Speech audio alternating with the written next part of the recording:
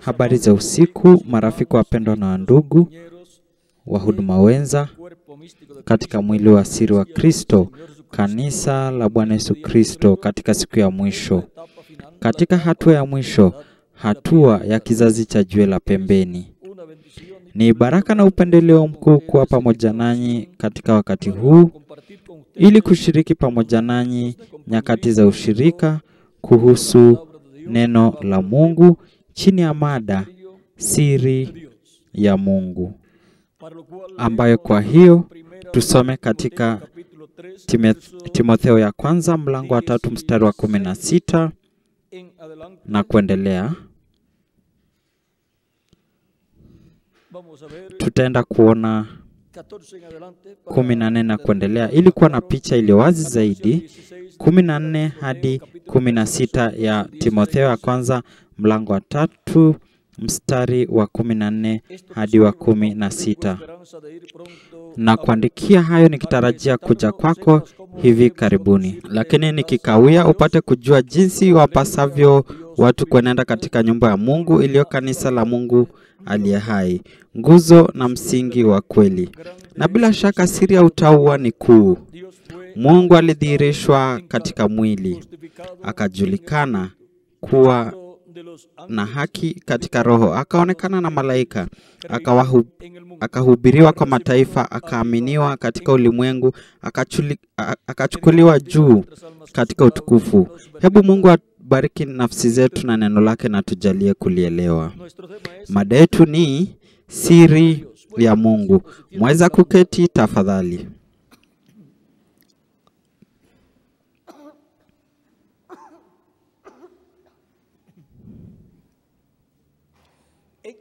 Tunapata kwamba siri ya Mungu ilidhihirishwa, ilifunuliwa katika Kristo Yesu. Kwa kuwa siri ya Mungu ni kama siri ya mwanadamu, yani ni kitu iliyo sambamba. Siri ya mwanadamu ni ya kwamba mwanadamu ni nafsi, roho na mwili. Na sasa tunapata siri ya Mungu kama nafsi iliyo hai ya milele. Na kisha tunapata siri hii ya Mungu katika mwili wake wa kimalaika iitwayo malaika wa Bwana, ambapo jina la umilele la Mungu limewekwa. Na kisha chini ya siri hiyo, kwa kuwa tazameni katika Agano la Kale, tunampata Mungu kama siri ambaye aliumba mbingu na nchi. Siri ya uumbaji ni siri ya Mungu akiumba ulimwengu yote, mbingu na nchi. Lakini siri hii ya kiungu, tazameni, ilidhihirishwa kupitia kwa neno ambaye alikuwa pamoja na Mungu na ambaye alikuwa ni Mungu. Na kupitia kwake Mungu aliumba vitu vyote. Kupitia kwake vitu vyote viliumbwa, na bila yeye hakuna chochote kilichofanyika ambacho kilifanyika. Na mambo yote yaliumbwa na nani? Na yeye, neno, Kristo, malaika wa agano. Na kwa ajili ya nani? Kwa ajili yake. Kwa kuwa Mungu anaumba vyote kwa ajili yake. Na sasa katika mpangilio wa uumbaji wa Mungu, tazameni, sasa tunampata Mungu katika njia ya mwali wa moto, na kisha katika mwali huo wa moto, na katika mwali huo wa moto kunatokea na mtu, mwili wa kimalaika. Kupitia kwa neno ambaye alikuwa pamoja na Mungu na ambaye alikuwa Mungu na ambaye alitokea katika matukio mbalimbali, na kwa njia zingine kwa njia ya nuru, na wakati mwingine kwa njia ya mwanadamu, lakini wakitoka kiwango kingine. Lakini kupitia kwa malaika huyu, malaika wa Bwana, ndio Mungu aliumba mbingu na nchi. Na sasa siri ya uumbaji ilikuwa wapi? Ilikuwa katika Mungu akidhihirishwa katika mwili wake wa kimalaika. Siri hii imekuja ikieleweka kutoka lini, Miguel? Iko kwenye Biblia, lakini watu hawakuelewa ya kwamba neno ambaye alikuwa pamoja na Mungu alikuwa ni Yesu Kristo, ama ni Yesu Kristo katika mwili wake wa kimalaika. Hawakujua kwamba neno ni mwili wa kimalaika wa Mungu. Hawakujua ya kwamba malaika wa Bwana ni Kristo katika mwili wake wa kimalaika, na ndiposa ni kupitia kwake Kristo ambaye Mungu aliumba vitu vyote. Tazameni, Mungu kupitia kwa mtume Paulo anatunenea kwa njia ifuatayo. Tayari alituambia kwamba Mungu alidhihirishwa katika mwili. Sasa tutaona jambo zaidi hapa juu ya siri ya Mungu katika Kristo. Waebrania 1:1. Mungu ambaye alisema zamani na baba zetu katika manabii kwa sehemu nyingi na kwa njia nyingi, mwisho wa siku hizi amesema nasi katika mwanawe aliyemweka kwa mrithi wa yote, tena kwa yeye aliufanya ulimwengu. Ilikuwa ni kupitia kwa mwanawe Yesu Kristo ambaye ni Kristo katika mwili wake wa kimalaika. Kristo alisema, nilitoka kwa Mungu na narejea kwa Mungu, nilitoka kwa Baba na narejea kwa Baba. Unaona? Kupitia kwa Kristo yeye aliumba ulimwengu, na mrithi ni mwanawe Yesu Kristo. Tazameni, na tuko na ulimwengu usioonekana, dunia isiyoonekana, na dunia ama ulimwengu unaoonekana. Yeye kwa kuwa ni mng'ao wa utukufu wake na chapa ya nafsi yake. Tazameni, sura ya Mungu ni nani? Kristo katika mwili wake wa kimalaika. Kwa kuwa ni mwili wa kimalaika, mfano kama jinsi mwili wa kimalaika wa kila mmoja wetu ni mfano wetu, na sura ya kihalisi ni mwili wa kihalisi wa Yesu ambapo Mungu aliishi katika utimilifu wake wote. Na mfano ama na sura ya kihalisi ni mwili ambao tunakuwa hakika, na tutakuwa na sura ya kihalisi ulio sawasawa na ule wa Yesu Kristo. Na sura hii ya Yesu Kristo ambaye ni mwili wake lakini uliotukuzwa, kwa hakika ni sura ya kimwili ya Mungu. Yani katika ufalme wa milenia na katika umilele tutakuwa pamoja na Mungu. Mungu katika mwili wake uliotukuzwa, mwili uliotukuzwa wa Yesu Kristo. Lakini pia tutaweza kumwona katika mwili wake wa kimalaika. Kwa sisi pia tuko na mwili wa kimalaika. Na jinsi tutakavyokuwa na mwili wa kihalisi uliotukuzwa, basi tutaweza kumwona katika mwili huo wa kihalisi uliotukuzwa pia. Kwa yote ambaye ni mrithi, sisi pia ni warithi pamoja naye. Jamii yote ya Mungu, wana na binti wa Mungu watakuwa na mili ya kimalaika ya kithiofania na mili ya kihalisi iliyotukuzwa. Na kwa njia hiyo sote tutakuwa katika mfano na sura ya Mungu ya Baba yetu wa mbinguni. Yeye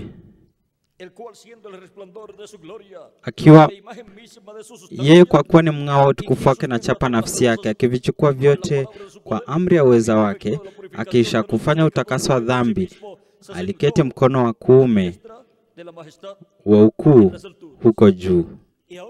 Na sasa tunaweza kuona ya kwamba ni kupitia kwake Kristo ndio Mungu aliumba vitu vyote. Na sasa katika Wakolosai, Paulo anatuambia, Wakolosai mlango wa 1 mstari wa 12 na kuendelea, mkimshukuru Baba aliyewastahilisha kupokea sehemu ya urithi ya watakatifu katika nuru. Naye alituokoa katika nguvu za giza, akatuhamisha na kutuingiza katika ufalme wa mwana wa pendo lake, ambaye katika yeye tuna ukombozi, yani msamaha wa dhambi. Yeye ni mfano wa Mungu asiyeonekana, mzaliwa wa kwanza wa vitu vyote. Kwa kuwa katika yeye vitu vyote viliumbwa, Ni katika nani ambavyo vitu vyote viliumbwa? Katika Yesu Kristo. Kwa kuwa Yesu Kristo katika mwili wake wa kimalaika ndiye aliye na utimilifu wote wa Mungu, na ambaye kupitia kwake Mungu katika utimilifu wote alikuwa amedhihirishwa akiumba vitu vyote, na yeye ni mzaliwa kwanza wa viumbe vyote. Kabla ya mbingu na nchi kuweko, kabla ya malaika kuweko, makerubi, maserafi, kabla ya sayari kuwa na magalaksi, neno alikuwa, ambaye alikuwa pamoja na Mungu na ambaye alikuwa ni Mungu. Katika mwanzo kulikuwako na neno. Mungu alipofanya ionekane, alifanya yaonekane kupitia kwa neno.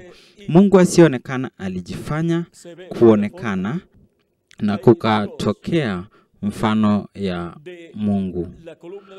Kutoka kwa mwali wa moto kulitokea mwili wa kithiofania wa kimalaika kwa njia ya mwanadamu ya malaika, na kupitia kwa mtu huyu, Mungu akiwa ndani ya mtu huyu Mungu akiwa ndani ya mtu huyu wa kiwango cha 6 aliyeitwa malaika wa agano, neno alinena vitu vyote viwepo.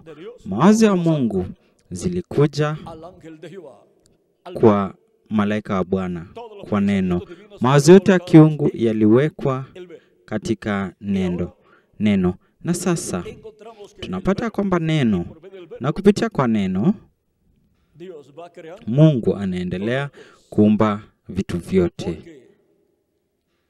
kwa kuwa kupitia kwa malaika wa Bwana neno, ambaye alikuwa pamoja na Mungu na ambaye alikuwa ni Mungu, vitu vyote vilitokea wakati vilivyokuwa vikinenwa. Ndiposa neno ambaye alikuwa pamoja na Mungu ndiye alikuwa akiendelea kuumba vitu vyote, na alikuwa akitekeleza kwanza katika ulimwengu usioonekana, na kisha anafanya ikuwe kihalisi, anafanya ionekane na kuweza kuguzwa katika kiwango hiki cha nuru, wakati na vitu vinavyoweza kuguzwa. Lakini galaksi, kabla ya kuwepo kwa umbo la kimwili na dhabiti, zilikuwepo katika ulimwengu wa kiroho, kwa kuwa kinachoonekana kiliumbwa kutoka kwa kile kisichoonekana. Ndiposa tazameni, anasema kwa kuwa katika yeye vitu vyote viliumbwa, vilivyo mbinguni na vilivyo nchi, vinavyoonekana na visivyoonekana, ikiwa ni viti vya enzi, uwe usultani au enzi au mamlaka. Vitu vyote viliumbwa kwa njia, kupitia kwake na kwa ajili yake.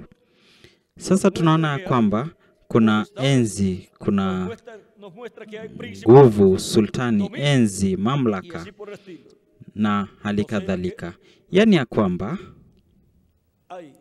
pale hizo nguvu, hizo mamlaka katika ulimwengu usioonekana ziko katika ulimwengu usioonekana, na sasa zinakuja zikidhihirika katika ulimwengu inaoonekana, na zinadhihirika katika ulimwengu unaoonekana katika dunia hii.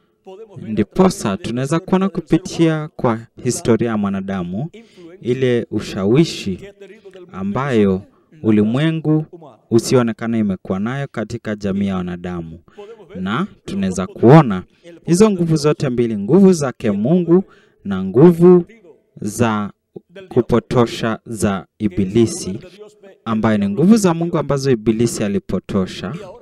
Na hivyo basi hizo nguvu zote mbili tunazipata zikidhihirishwa miongoni mwa jamii ya wanadamu kutoka wakati Mungu alimweka mwanadamu duniani.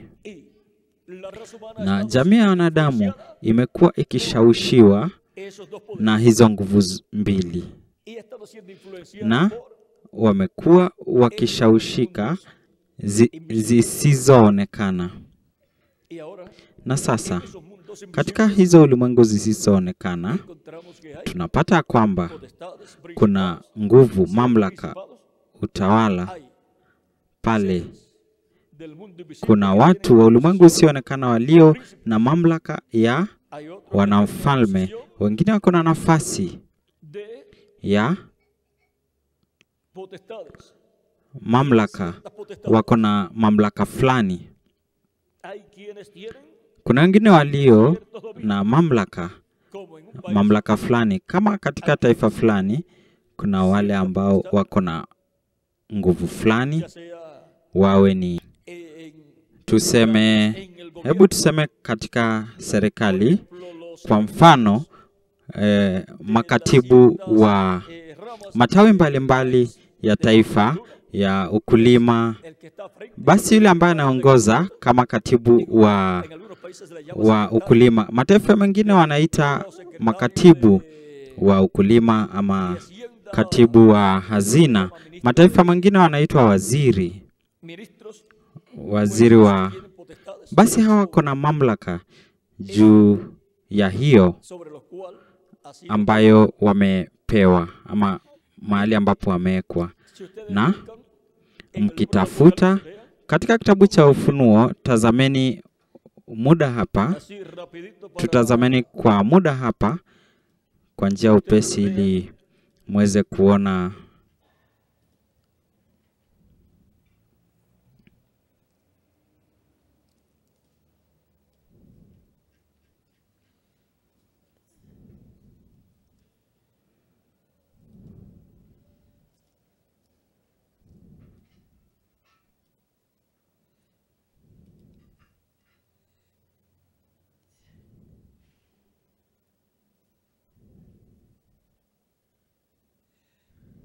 ya dentro de un momentito les doy el.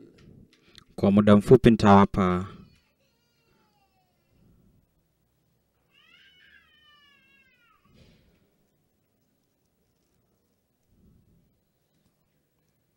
Apocalipsis capítulo Ufunuo mlango wa 16.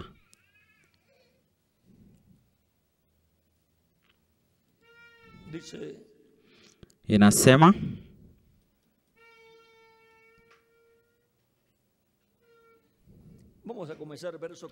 tutaanza katika mstari wa 4 wa Ufunuo mlango wa 16. Inasema, na huyo watatu akamimina kitasa chake juu ya mito na chemichemi za maji zikawa damu. Nami nikamsikia malaika wa maji akisema, wewe huu mwenye haki Bwana, uliyeko na uliyekuwako, mtakatifu, kwa kuwa umehukumu hivi. Kwa kuwa walimwaga damu ya watakatifu na ya manabii, nao umewapa damu wainywe, nao wamestahili. Ni nani alisema hivyo? Malaika wa maji. Unaona? Sasa tunapata pia hiyo ni pale katika hiyo fungu.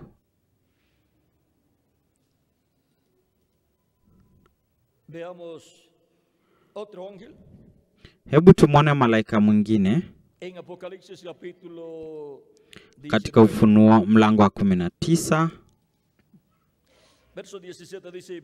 mstari wa 17.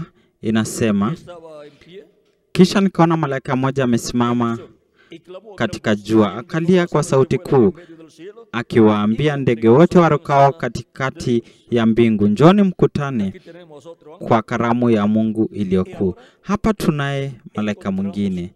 Na sasa tunapata kwamba katika ufalme wa giza, tazameni,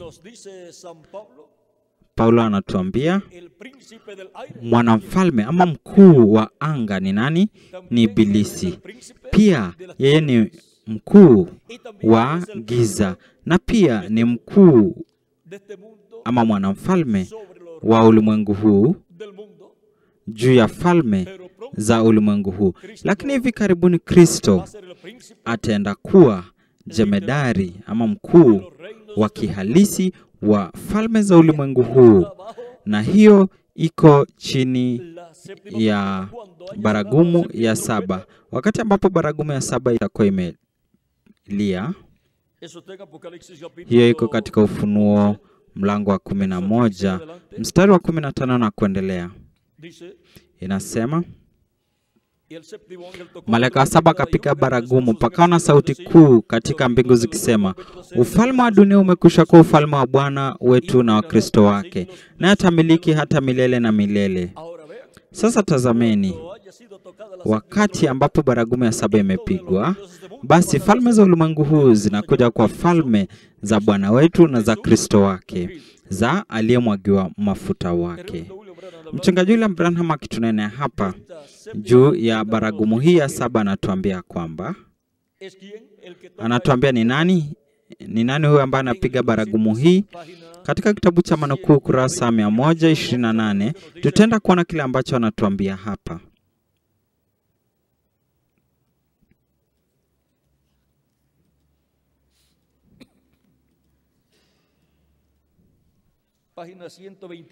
Ukurasa wa 128 fungu 1143 inasema, chini ya baragumu ya saba ni kwa Israeli, kila ambacho muhuri wa saba ulikuwa kwa kanisa.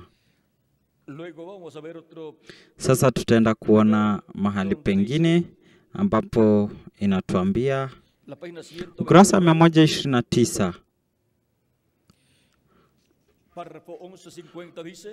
fungu 1150 inatuambia, sasa wakati ambapo kanisa, siri ya muhuri wa saba inajulikana, na Wayahudi wanaitwa katika siri ya muhuri wa saba, ambayo ni manabii wawili, Musa na Elia. Ni nani anapiga baragumu ya saba? Musa na Elia, ile mizeituni miwili. Na sasa tunapata ya kwamba falme za ulimwengu zinakuja kuwa falme za Bwana wetu Yesu Kristo, wakati ambapo baragumu ya saba imelia, wakati ambapo ile mizeituni miwili imeshaleta ujumbe wao. Huu ndio ujumbe wa sauti kuu ya baragumu. Wakati ambapo wameleta ujumbe wao, wamewapa ujumbe wao kwa Waebrania, basi ni wakati ambapo wanaitwa na kukusanya wale 144,000 na hukumu ya dhiki kuu inakuja, na kisha falme za ulimwengu huu zinakuja kwa za Bwana wetu mpendwa Yesu Kristo.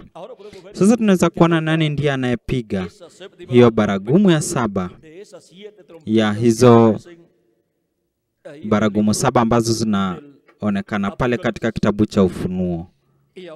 Na sasa tunapata ya kwamba Roho wa Mungu ndiye anayefanya kazi kupitia kwa huduma ambazo amezigawa katika Agano la Kale na katika Agano Jipya.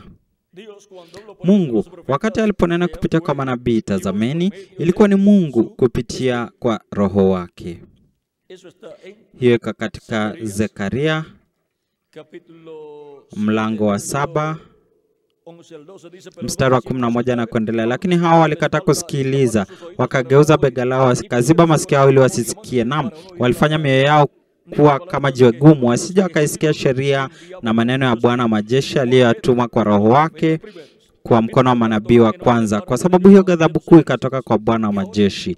Na sasa kupitia kwa Roho wake Mungu alinenea Waebrania kupitia kwa manabii. Mungu kupitia kwa malaika wa Bwana, kupitia kwa mwili wake wa kimalaika. Huyu ni Roho wa kithiofania wa Mungu, mwili wa kithiofania wa Mungu ambaye anaitwa malaika wa Bwana ama malaika wa agano. Kumbukeni ya kwamba roho ya mtu ni mwili wa kiroho inayoonekana kama mwili wa mwanadamu, lakini ni wa kutoka kiwango kingine. Na Roho wa Mungu ni mwili wa kimalaika wa kithiofania wa Mungu anayeitwa malaika wa Bwana. Ndiposa tazameni, Mungu kupitia kwa mwili wake wa kimalaika anayeitwa malaika wa Bwana alinena kupitia kwa manabii. Alikuwa ni malaika wa Bwana ambapo Mungu alikuwa akijidhihirisha na akinenea manabii. Ndiposa katika Ezekieli mlango wa 9 kunatokea na mtu mwanaume amevaa kitani iliyo na wino ya mwandishi kiunoni mwake, sellar en la frente ili a los que ku, clamaban a Dios. kutia mihuri kwenye vipaji vya nyuso wale waliomlilia Mungu. Sasa tunaweza kuona Y por lo tanto, Roho Mtakatifu ni nani, na hivyo basi Mungu ni nani. Katika mwili wake wa kimalaika anaitwa malaika wa Bwana. Na sasa el misterio de Dios, tazameni siri ya Mungu jinsi inavyoenda ikisonga. Dios, Mbeleni Mungu alikuwa pekee, aliishi pekee na hakukuwa na chochote kingine. de Dios, Lakini kisha kutoka kwa Mungu aliumba nini? antes Mungu alifanya nini? cualquier persona podía pensar Mtu yote anaweza kusema ama kuwaza na kusema basi hakuwa anafanya chochote. Je, mnajua kile ambacho alikuwa anafanya? haciendo su programa. Alikuwa akitekeleza mpangilio wake ama programu yake. Y ahora Na sasa encontramos que tunapata ya kwamba de Dios kutoka kwa Mungu luz, kukatokea nuru. luz pequeñita y blanca. Ndugu Branham anasema nuru ndogo nyeupe, Eso fue lo primero que na hiyo ndio ilikuwa kwanza iliyoonekana kutoka kwa Mungu, visible. iliyoonekana. Ese es el logos Hiyo ndio logos que salió de Dios. iliyotoka kwa Mungu. Y vean de ahí Na tazameni kutoka pale a formarse akaanza la forma del kujiumba cuerpo. kwa njia ya mwili, Y ese es el ángel de na Jehová. huyu ndiye malaika wa agano, neno ambaye alikuwa pamoja na Mungu, na Mungu pale Habitó aliishi katika utimilifu wake wote, na kutoka kwa mwili huo ndio aliumba vitu vyote. Na kisha tazameni, por medio kupitia de su cuerpo angelical kwa mwili wake wa kimalaika se manifestó alijidhihirisha na akaweka huru watu wa Kiebrania. el ángel de Jehová. Malaika wa Bwana ambaye Mungu alikuwa katika utimilifu wake wote, na ambapo kulikuwa na jina ya Mungu, Moisés. alimwagia mafuta Musa. Estaba ungido Moisés con la corona Musa alikuwa amemwagiwa mafuta na mwali wa moto, na kupitia kwa Musa, Kristo malaika wa agano alijidhihirisha na akaweka huru watu wa Kiebrania. Dios. Tazameni Mungu akitumia mili ya kibinadamu, kwa kuwa bado yeye hakuwa na mwili wa kihalisi wa nyama. Pero cuando llegó el Lakini ilipofika utimilifu wa wakati, Mungu con su cuerpo angelical na mwili wake wa kimalaika creó una célula aliumba chembe chembe ya uzima katika tumbo ya uzazi ya Mariamu, ambayo iliongezeka chembe juu ya chembe, na kwa njia hiyo mwili wa Yesu ukaumbwa, ambao ulizaliwa katika Bethlehemu ya Uyahudi kupitia Bikira Mariamu. habitó. Na Mungu katika mwili wake wa kimalaika aliishi Y ahí está katika mwili huo wa nyama. Dios, Na pale kulikuwa na Mungu Baba, Espíritu Santo. Mwana na Roho Mtakatifu. Porque en Jesucristo Kwa kuwa katika todo Yesu Kristo la plenitud de la divinidad.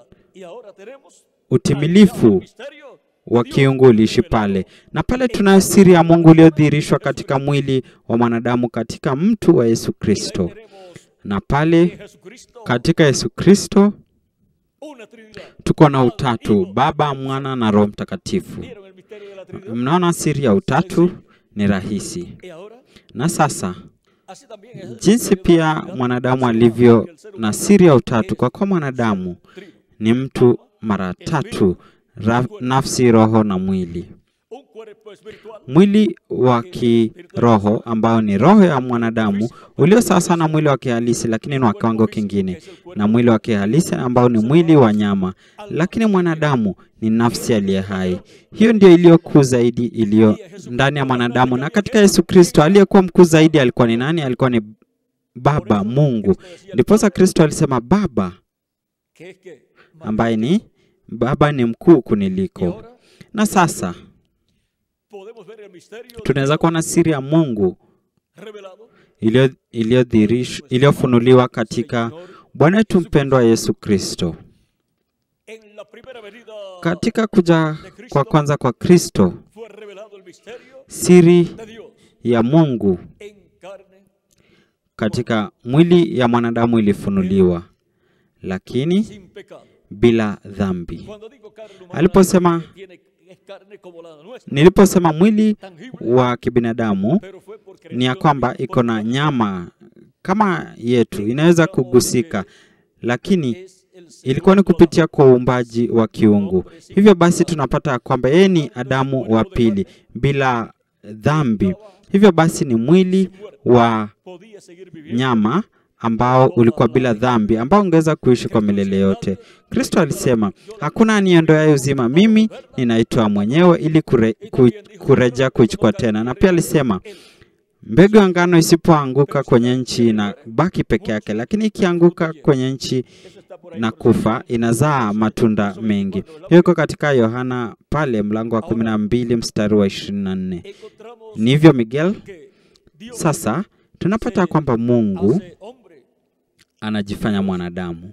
Mungu anakuja miongoni mwa jamii ya wanadamu, miongoni mwa maumbile yanayoonekana, na anakuwa anayeweza kuonekana pia. Malaika wa Bwana, yule yule aliyemwonekania Musa, yule yule aliyeweka uhuru wa Ibrania kupitia kwa Musa, na yule yule aliyetumia kiongozi Yoshua vile vile, na alimwonekania Yoshua vile vile kwa njia ya jemedari na upanga mkononi, ambaye ni jemedari wa majeshi ya Bwana, ambaye ni Yesu Kristo katika mwili wake wa kimalaika katika Agano la Kale. Na jemedari au mkuu wa majeshi ya Bwana alifanyika mwili katika kiwango hiki cha kidunia, na tulimjua kwa jina Yesu Kristo. Ndiposa yeye ni Baba wa milele, jemedari wa amani, yeye ni jemedari wa majeshi ya Mungu.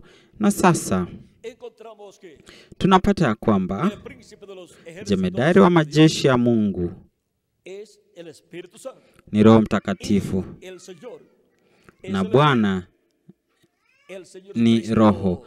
Bwana Yesu Kristo baadaye anafanyika mwanadamu, anafanyika mwili katika kiwango hiki cha kidunia, na ndani yake kuna Roho Mtakatifu na pia kuna Baba Mungu, Mungu wa milele, nafsi ya milele, na kuna neno, mwili wa kimalaika wa Mungu. Na sasa tunaweza kuona siri ya Mungu, na mmeona jinsi ilivyo rahisi. Sasa katika Agano Jipya, siri ya Yesu Kristo imekuwa ikijidhihirisha, na kwa kuwa tumeishiwa na wakati, Miguel naamini ya kwamba katika wakati mwingine tutazungumza kuhusu siri ya Yesu Kristo. Katika kuja kwa Kristo mara ya kwanza, siri ya Mungu ilikuwa imefunikwa na ikafunuliwa kupitia kwa mwili wa mwanadamu katika mtu wa Yesu Kristo Mwokozi wetu. Lakini Mungu kwa muda, na sio katika utimilifu wake wote, alikuwa amejidhihirisha kupitia kwa wanadamu kama Adamu, Seti, Abeli pia na watu wengine, manabii wengine wa Mungu, hadi ikafika kwa Yohana Mbatizaji, na baadaye alifanyika mwili. Aliumba mwili kwa ajili yake mwenyewe na akaishi katika mwili huo katika utimilifu wake wote. Hivyo basi alikuwa ni dhihirisho la Mungu katika utimilifu wake wote. Hivyo basi ilikuwa ni utimilifu kamili wa Mungu katika mwili wa mwanadamu, kwa kuwa siri ya Mungu ni Yesu Kristo Mwokozi wetu, ambaye Mungu aliishi katika utimilifu wake wote. Na sasa siri ya Mungu katika Kristo, katika Agano Jipya inaenda Kristo akiwa siri ya Mungu. Sasa yeye anamfunua Mungu katika kanisa lake kutoka hatua hadi hatua katika njia ya muda mfupi, na kwa ajili ya siku ya mwisho kufunua siri ya Mungu wazi. Ametumia Kristo, Roho Mtakatifu ametumia wajumbe mbalimbali, mitume, malaika, wajumbe wa vizazi 7, na kwa ajili ya siku ya mwisho atakuwa na chombo pia. Na pale kutakuwa na siri ya Kristo akiwa amefunikwa na kufunuliwa kwa kanisa lake miongoni mwa watu wa Mungu. Y así es como Cristo Na hivyo ndivyo Kristo, tazameni, amekuja akijifunika na kujifunua miongoni mwa kanisa lake kupitia kwa wajumbe wake. Roho wa Kristo amekuwa miongoni mwa kanisa lake, na uwepo wa Kristo katika Roho Mtakatifu miongoni mwa kanisa lake imekuwa siri na njia ambayo amekuwa akijifunika na kujifunua. Tayari imetangazwa jinsi alivyokuwa amejifunika na kujifunua katika vizazi vilivyopita. Na sehemu ya siri iliyobaki ni jinsi atakavyokuwa amejifunika na kujifunua katika wakati huu wa mwisho, ambapo atafanya hadi kiwango ambacho itafanya utimilifu wa Kristo miongoni mwa kanisa lake ufunikwe na kufunuliwa katika mwili wa mwanadamu. Na hiyo itakuwa kila ambacho mchungaji William Branham alisema katika ukurasa wa 134 wa kitabu cha Mihuri.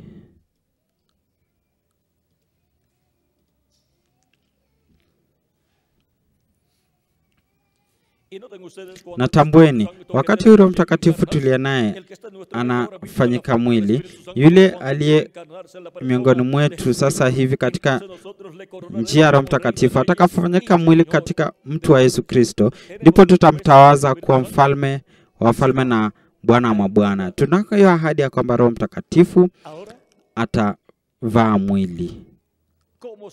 Na sasa kutimia kwa ahadi hii itakuwaje?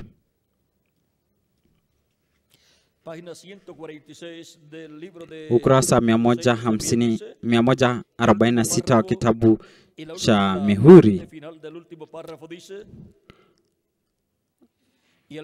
aya ya mwisho ama sehemu ya mwisho ya mwisho nasema, na wakati ule ambapo ibilisi anaanguka kutoka mbinguni na kufanyika mwili katika mwanadamu, Roho Mtakatifu anapaa na anakuja akiwa amefanyika mwili katika mwanadamu.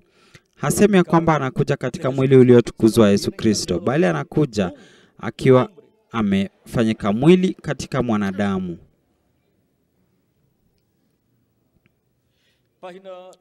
Kurasa wa 352 wa kitabu cha Mihuri nasema,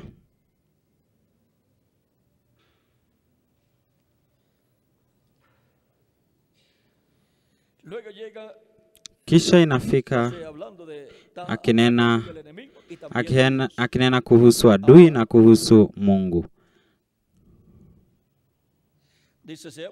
Inasema, muhuri unafunguliwa, ufunuo unakuja, na baragumu inalia, na mara vita inatangazwa. Kisha Mungu anamchukua mjumbe.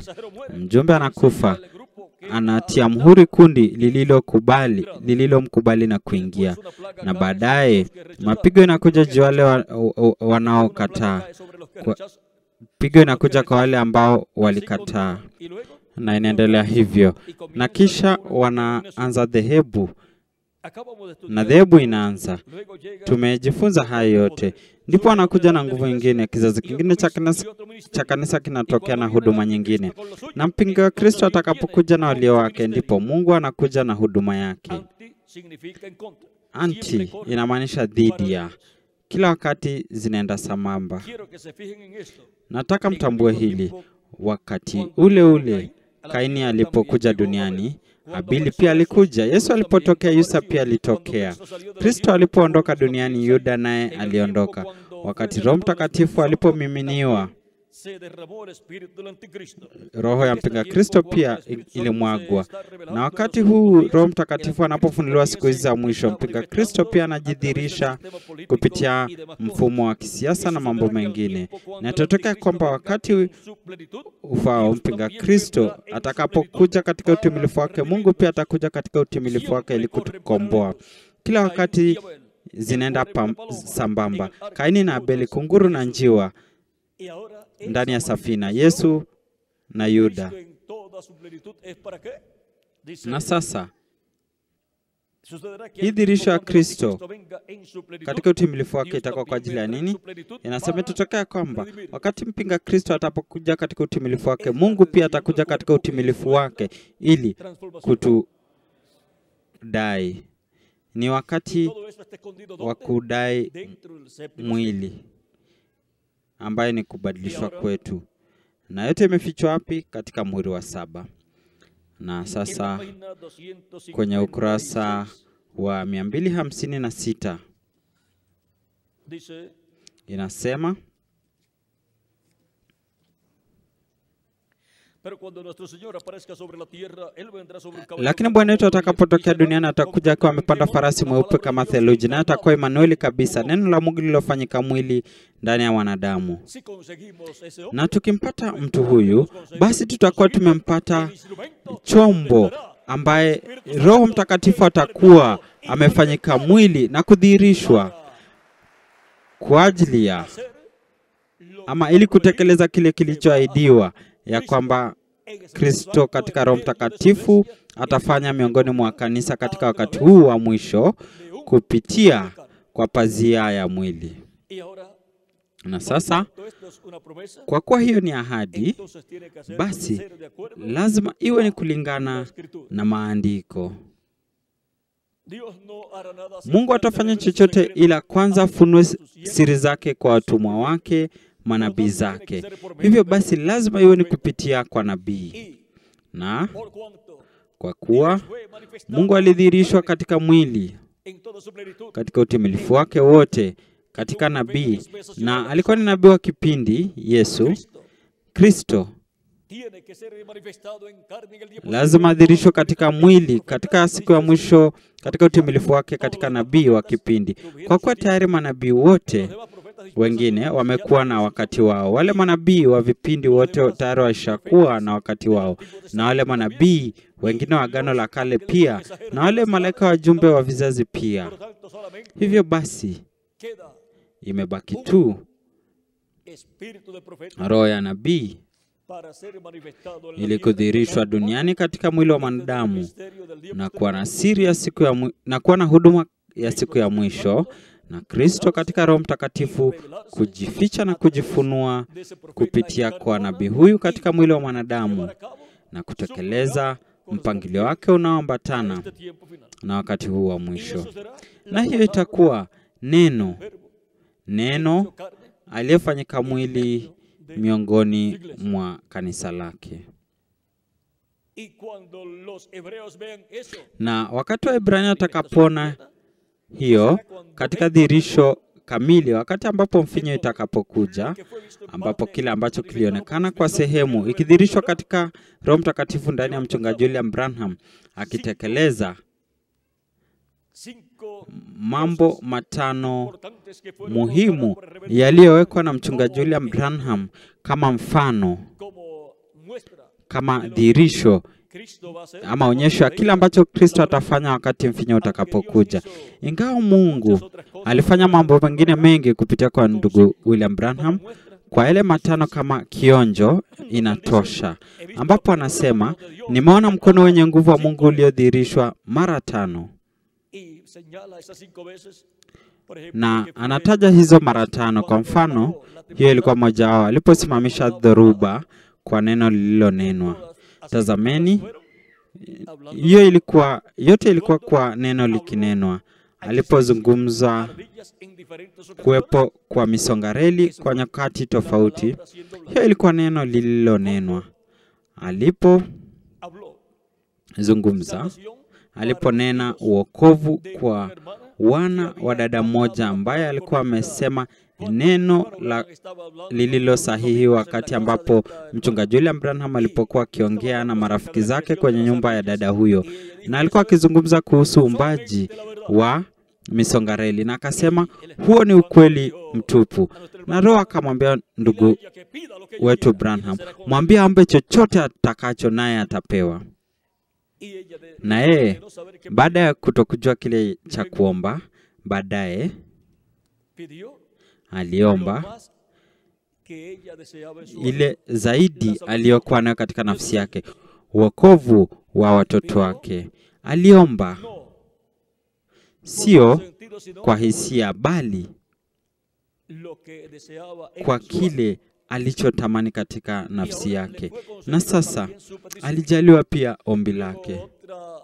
de las ocasiones fue cuando Kisha la esposa moja ya del nyakati hermano zingine Branham tenía pia ilikuwa como wakati un- ambapo uno de los mke ovarios wa mchungaji William estaba Branham creciendo mucho. alikuwa na Ella iba a ser uvimbe operada. katika moja ya ovari Y nuestro hermano zake Branham estuvo, ambayo ilikuwa ella inakuwa estaba para ser kwa operada kasi, en na alikuwa anaenda Tucson, Arizona. kufanya Y nuestro upasuaji hermano Branham en esa ocasión katika estaba Tucson, Arizona, na ndugu en yetu Jeffersonville, Branham alikuwa Indiana, pale, que esos son muchísimas alikuwa Jeffersonville, Indiana, muchísimas horas de camino. ambayo ni masaa mengi ya kusafiri, hata kwa ndege Luego, ni masaa nuestro hermano ama Branham ni muda oró mrefu. Kisha ndugu durante yetu la noche Branham para que aliomba algo usiku sucediera, kucha kwamba que todo saliera bien. kila kitu kiende sawa katika siku iliyofuata. Pensaba que iba a ser operada Alifikiria porque kwamba todo ya estaba angefanywa preparado y ella upasuaji también. kwa kila kitu kilikuwa tayari kimetayarishwa, Pidiéndole a nuestro hermano Branham naye alifanya hivyo pia. misericordia de ella. Lakini wakati El akimwombea ángel le dijo na kumwombea malaika alimrehemu. que él Alimrehemu ndugu yetu Branham akamwambia la neno, palabra, lo que anene dijera, neno. Chochote atakachosema kitatokea. Chochote atakachosema kwa ajili yake, pide lo que quieras, kwa niaba pide lo yake. que tú quieras. Omba chochote Y así va a unachotaka. suceder. Sema chochote Y dijo que unachotaka antes que el doctor na itakuwa coloque su hivyo. mano sobre Na akasema kabla hata el daktari lugar hajaweka mkono donde wake está el kwenye tumor, mahali ambapo kulikuwa na uvimbe, y cuando en la itoweke. mañana Na fue llevada a la sala de wakati alipopelekwa kwenye chumba cha upasuaji asubuhi hiyo, na daktari alipofika, o cuando va a llegar el doctor, au wakati ella siente daktari alipokuwa anakaribia kufika, alihisi joto katika algo raro eneo hilo, y jambo la eso ajabu, fue todo. na hiyo ikakuwa yote. Lakini daktari, na ikawa hivyo tu, lakini daktari Y coloca la mano, alipokwenda na kuweka mkono wake hakupata chochote pale. hay que ver bien cómo él lo narra. Inabidi uangalie kwa makini jinsi anavyoieleza.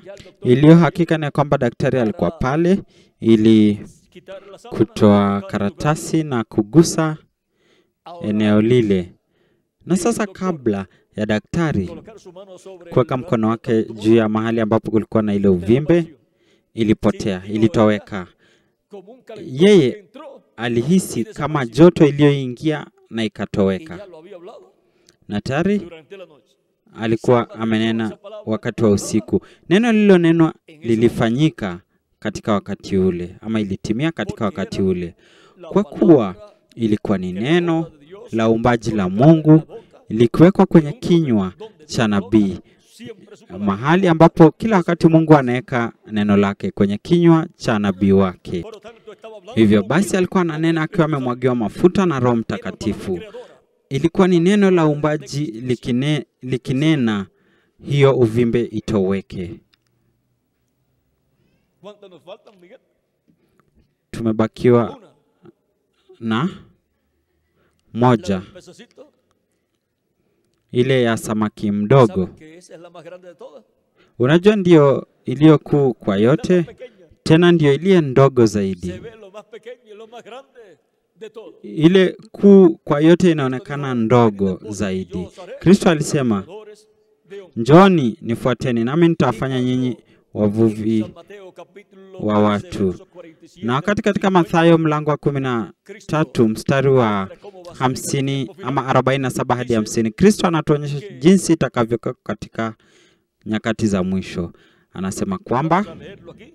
hebu tuisome hapa ili Como fue dicho tuwe nayo jinsi Yesu alivyoisema.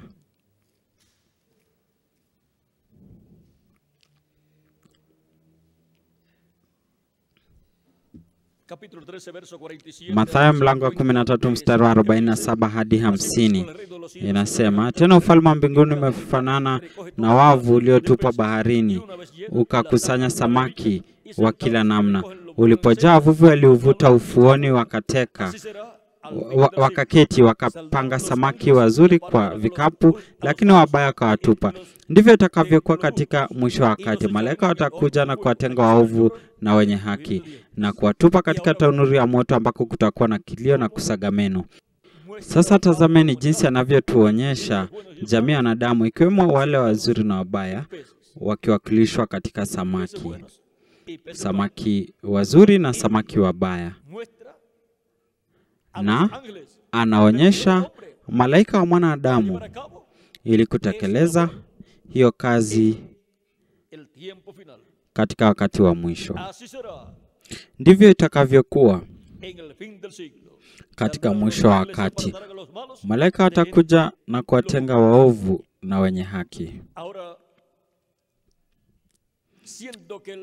Sasa ikiwa kwamba wanadamu wanawakilishwa katika samaki na mataifa, watu na lugha ni maji mengi, mahali ambapo kuna watu, samaki.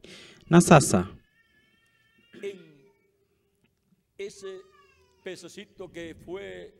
katika huyu samaki mdogo aliyevuliwa,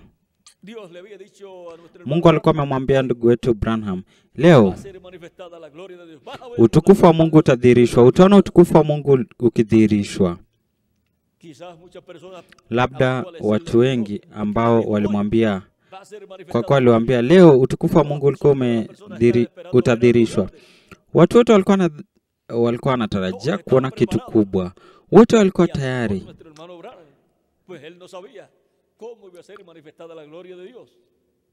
Na hata ndugu Branham hakujua jinsi utukufu wa Mungu utakavyodhihirishwa. Na utukufu wa Mungu ulikuwa unaenda kudhihirishwa ili kuweka kivuli na mfano ya kile ambacho Mungu atafanya katika wakati huu wa mwisho. Na wale wote ama na matukio yale yote 5 makubwa ambayo alitajwa, ikiwemo ile ya samaki mdogo, ni kivuli na mfano, kivuli ya kila ambacho Mungu atafanya katika wakati huu wa mwisho. Kusimamisha dhoruba, hiyo ni nguvu juu ya maumbile.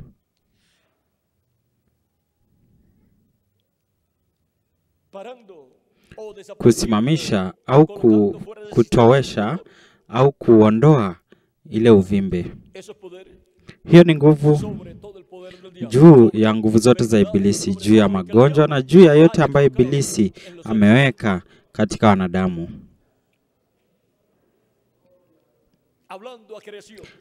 Akinena uumbaji wa misongareli, hiyo ni nguvu ya uumbaji wa Mungu ili kuumba ama kuleta kuwepo mambo ambayo yangeumbwa. Kama anaweza kuumba misongareli, anaweza kuumba mkono ambayo mtu hana, ama kuumba macho na hali kadhalika. Macho. Na sasa anaweza kuumba pia mambo mengine ambayo yanapaswa kuumbwa katika hizo siku. Pia kwa kuwa alinena uvimbe utoweke, atanena ufalme wa mpinga Kristo utoweke. Ukiambia mlima huu ondoka hapa na uende huku, itafanyika na hakuna chochote kisichowezekana. Ukiambia, si ati ukiomba na uombe, bali ukiambia.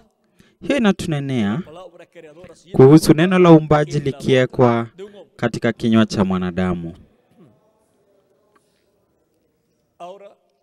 Sasa yule samaki mdogo, ikiwa kwamba jamii ya wanadamu wanawakilishwa katika samaki, na zama ya Kikristo inawakilishwa katika kizazi ama zama ya samaki. Ndiposa Kristo aliwaambia, mnifuate nami nitawafanya wavuvi wa watu. Katika makaburi pia walichota samaki wadogo, samaki wanaowakilisha wa Kristo. Sasa wakati mchungaji William Branham anapowaambia wale ambao walikuwa wanaenda pamoja ili wawe naye wakivua, kwa ndugu wetu William Branham alikuwa na mashua na pia alikuwa ni mwindaji. Sasa tazameni, mambo makuu yalitukia alipokuwa kiwinda: kuumbwa kwa misongareli, dhoruba ikinenwa itoweke, itoweke, na akinena pia baadaye kwenye nyumba ya dada dada huyo, ambapo watoto wake waliokolewa, alikuwa akizungumza kuhusu jambo lililotukia wakati ndugu yetu Branham alipokuwa akiwinda. Na sasa katika sehemu kuhusu uvuvi wake, tunaona kwamba miujiza mikuu zaidi itadhihirishwa kwa njia ndogo kabisa, kwa sababu mambo ambayo Mungu atafanya kati yanapokuwa makubwa ndivyo anavyoyatimiza kwa njia ya unyenyekevu. Huyo ni Mungu katika unyenyekevu. Sasa tunapata kwamba kila mtu alikuwa akingojea, walikuwa wakingojea kuona utukufu wa Mungu ukidhihirishwa.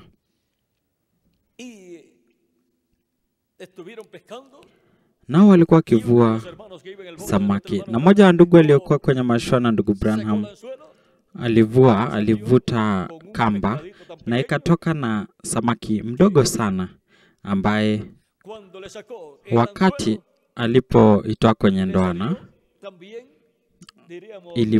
ilibaki tuseme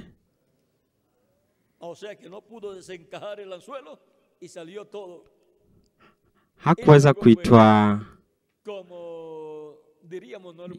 ile ndoana, na kibofu chake cha kuogelea kikatoka pia. Na kwa kawaida watu wangesema tumeweza kufika tu hapa, kwa kuwa hangeweza kuishi, na hivyo hangeweza kumchukua hadi nyumbani na kumweka kwenye sufuria na mke wake kumwambia, umeleta samaki mkubwa, huyu tutamkula jamii yote na itatutosha. Unaona?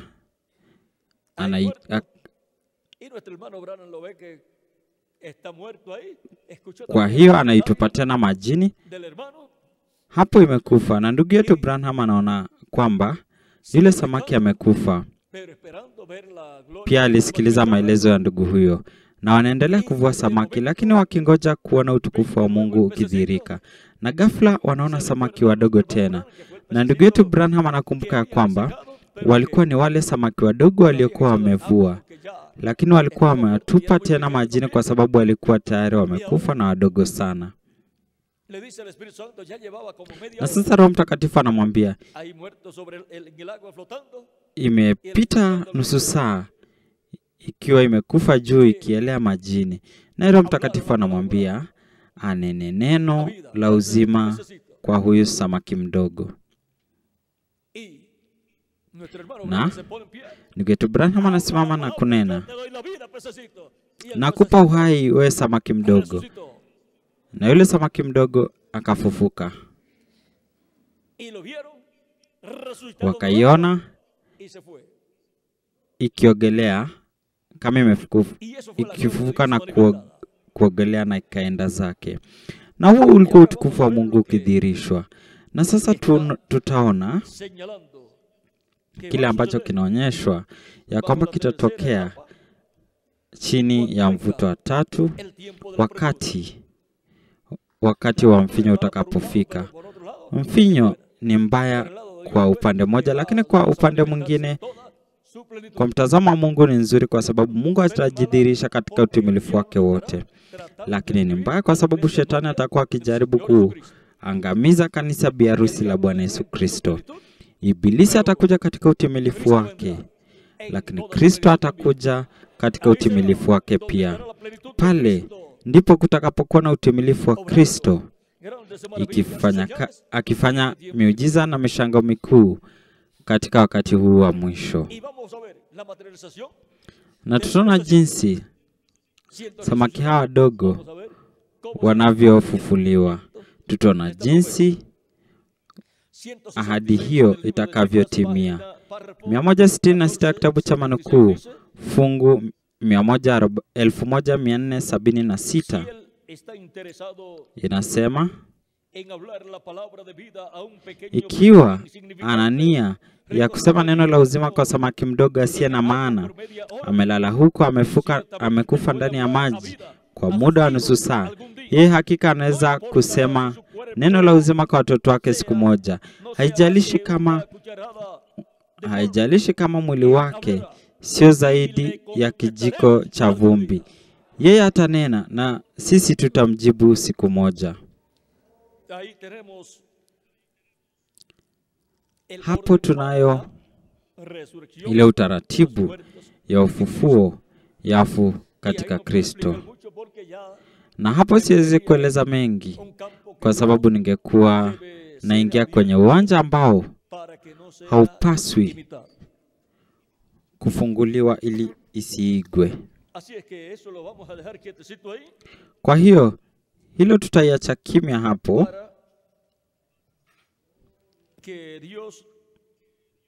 ili ya kwamba Mungu afanye kazi katika wakati anapochagua kufanya kazi, wakati ambapo idadi ya wateule wa Mungu katika mwili wa siri ya Kristo itakapokamilika. Itakuwa ni wakati huu ambapo siri ya Kristo katika kanisa lake litadhihirishwa katika utimilifu wake wote. Roho Mtakatifu akija katika mwili wa mwanadamu katika siku ya mwisho.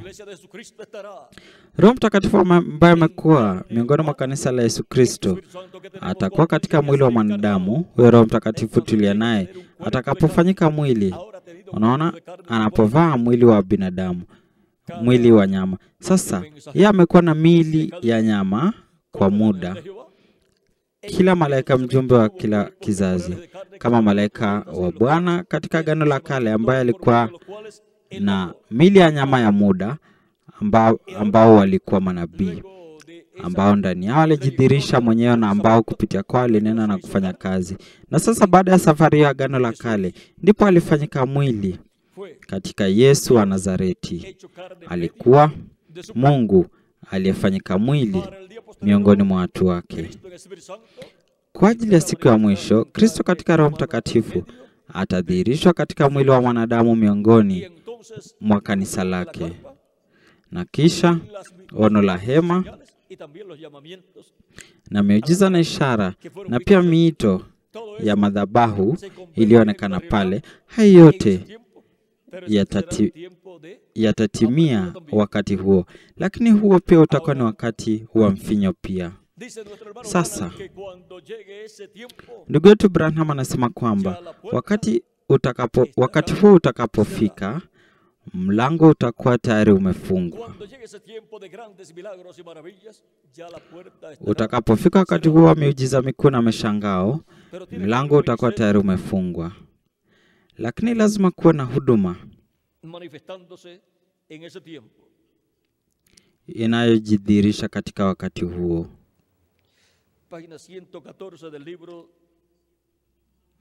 Ukurasa wa 114 wa kitabu cha manukuu inatuambia kwenye fungu 1208, na lazima kuwe na huduma ambayo inawahubiria. Kumbukeni ya kwamba katika wakati huo yote itakuwa imekamilika. Ni jambo la kutisha. Kutakuwa na huduma itakayoonyesha miujiza mikuu. Yoeli alisema hivyo, lakini hakutakuwa na wakati wa ukombozi. Kila kitu kimekamilika kwa sababu mwanakondoo atakuwa amechukua kitabu chake cha na ukombozi utakuwa umekamilika. Yesu alihubiri na kukataliwa, kisha akawaendea wale waliokuwa wamefungwa na hawakuweza kutubu. Hakukuwa na wakati tena wa wokovu. Huduma hiyo itabidi irejelewe tena. Vipi kama hivyo? Kama hiyo inaweza kuwa mvuto wa tatu kwa wale ambao wamepotea milele. Na sasa kwenye ukurasa 119 fungu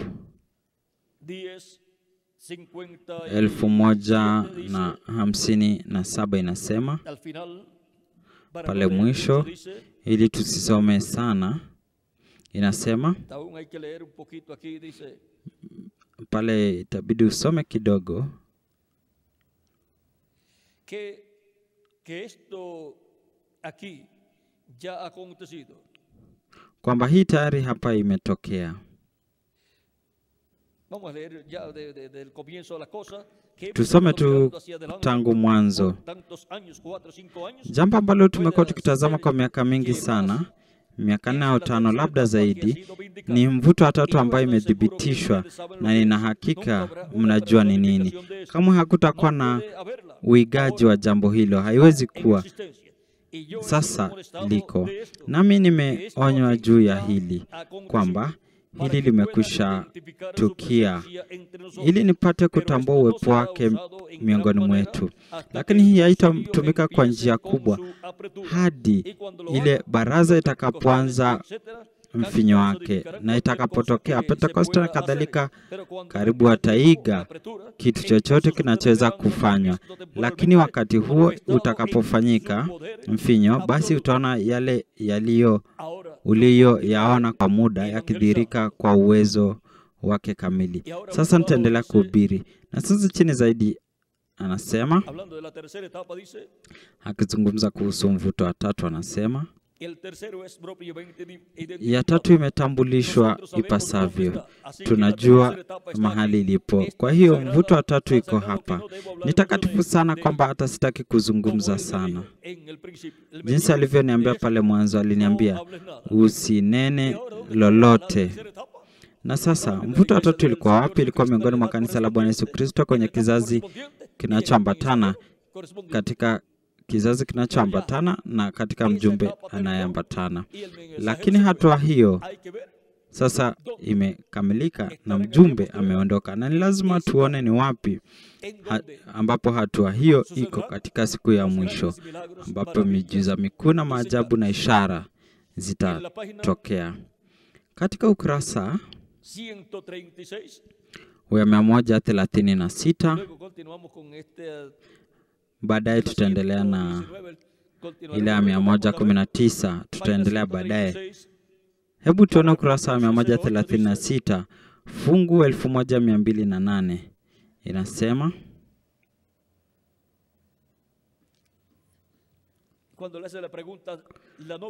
ni wakati alipoulizwa swali kabla Yesu haja, je, biharusi atakuwa na uwezo wote wa Roho Mtakatifu kufanya miujiza, kufufua wafu na kadhalika kama katika mvua ya masika? Je, hii mvua ya masika ni kwa ajili ya Wayahudi 140,000? Hilo ilikuwa swali, na sasa anajibu. Sasa mvua ya masika, Wayahudi 140,000. La, hapo ndipo Elia na Musa, hapo ndipo miujiza inatendeka. Kwa sababu ni pale katika huduma zile za Musa na Elia ambapo Roho Mtakatifu atafanyika mwili na atakuwa akidhihirisha nguvu kamili za Mungu. Mambo ambayo watu wamekuwa wakitafuta, wa Pentekoste wakitafuta miujiza, lakini hiyo itatokea chini ya huduma ya Musa na Elia. Ni lazima tungoje kuja kwake Bwana. Na sasa hebu tuangalie mahali pengine.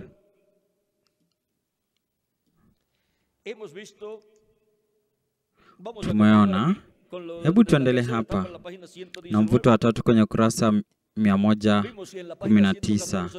Tuliona kwenye ukurasa wa 119 inasema kwamba kutokana na huduma ambayo itaonyesha miujiza mikuu, ishara na mishangao. Na sasa kwenye ukurasa wa 136 inasema kwamba hii iko chini ya Musa na Elia. Miujiza, maajabu na ishara zilizoonekana katika mvuto ama katika ono ya hema, haya yote yako chini ya huduma ya Musa na Elia. Hiyo ndiyo huduma zitakazodhihirishwa katika malaika wa Bwana Yesu Kristo katika siku ya mwisho. Malaika anayekuja na mhuri wa Mungu aliye hai, anayekuja na Roho Mtakatifu, kwa sababu Roho Mtakatifu, asema ndugu Branham, Roho Mtakatifu tuliye naye atajidhihirisha katika mwili, yani atakuja katika mwili wa mwanadamu. Hiyo ni katika ukurasa wa 134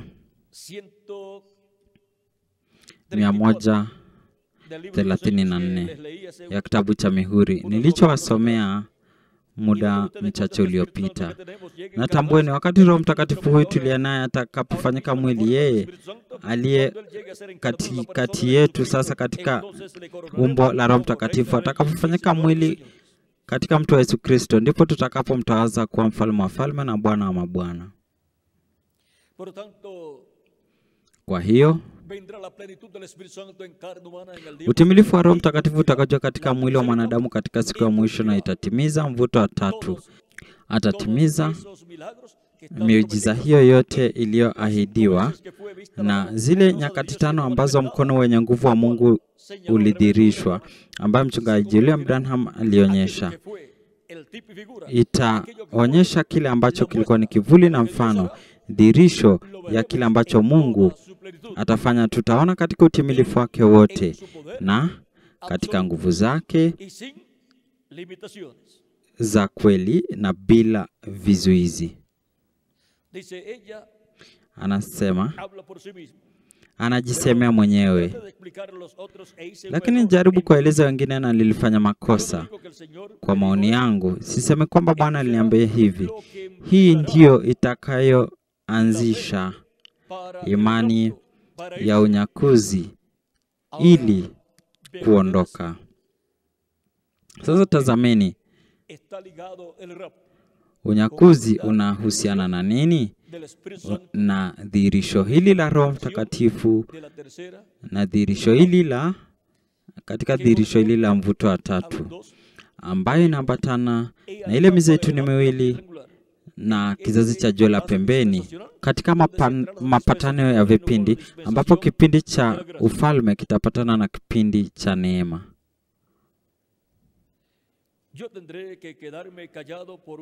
Itabidi ni nyamaze kwa muda kidogo. Sasa kumbukeni, na nyinyi mnaosikiliza kanda hili, mtaona mabadiliko katika huduma yangu baadaye, ikipungua, sio kupanda, kupungua. Tayari tuko katika kizazi hicho na hatuwezi kuendelea zaidi. Inabidi tungoje hapa kwa dakika moja hadi hii itendeke hapa ili kuifikia. Na ndipo wakati unakuja na mfinyo iko mahali ambapo umeonewa. Kwa hiyo, angalia kile ninachojiandaa kukuambia sasa hivi. Tazama, mvuto wa tatu basi itakuwa kabisa kwa waliopotea, lakini itakuwa kwa ajili ya kanisa na bi arusi.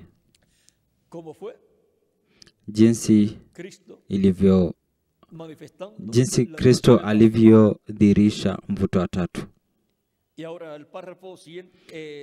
Na sasa fungu 1058 ukurasa huu ya 119, ukurasa wa 119 fungu 1058, labda ninajenga jukwaa ili mtu mwingine apande. Jinsi Yohana Mbatizaji alivyojenga jukwaa, yani alitayarisha njia kwa ajili ya yeye aliyekuja baada yake. Labda nitachukuliwa kabla ya wakati huo, lakini naamini ya kwamba tuko karibu sana hivi kwamba sitakufa kwa uzee, na nikiwa na umri wa miaka 54 sitakufa kwa uzee hadi yeye atakapokuja hapa, isipokuwa nipigwe risasi, kuuawa au kitu kingine chochote. Kwa njia fulani kufa, lakini si kwa kutoka kwa uzee mpaka yeye atakapokuja. Labda sitafanya, lakini ujumbe huu itamtanguliza Kristo kwa ulimwengu. Iko ujumbe huu itamtanguliza Kristo kwa ulimwengu, atakuwa anatumia ujumbe huo ili kujitambulisha, na atakuwa anatumia Biblia nzima kujitambulisha.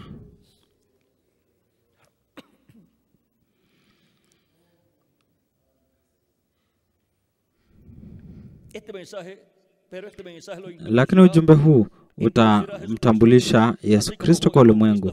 Kama vile Yohana Mbatizaji alivyotumwa kama mtangulizi wa kuja kwa Kristo mara ya kwanza, vivyo hivyo ujumbe huu utakuwa Y Juan dijo, "He aquí, mtangulizi kwa kuja kwa el Kristo Cordero mara ya de Dios pili. que Na quita Yohana el pecado akasema, del mundo. tazama mwana-kondoo wa Así Mungu es que aichukua dhambi ya ulimwengu." Así es que será Hivyo paralelo en todo. itakuwa Y yo sambamba sé hivyo que kwa será. yote, nami najua itakuwa.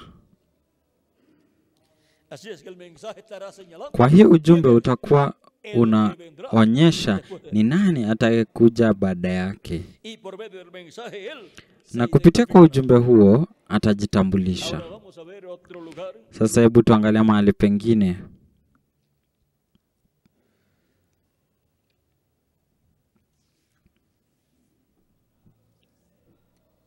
Voy a ver aquí un lugar muy importante. Nitaangalia mahali ama sehemu muhimu sana.